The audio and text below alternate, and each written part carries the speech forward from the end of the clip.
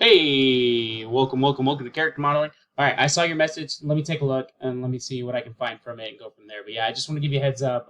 You just have the final animations turned in, and just a grand reveal of all your work. So like, I just want to give you a heads up what you got. So the end of the course is on Friday. Let's take a look and see what we're missing and go from there. Contact me immediately after I send my message out. We'll go from there. Yeah, let me take a look and go from that.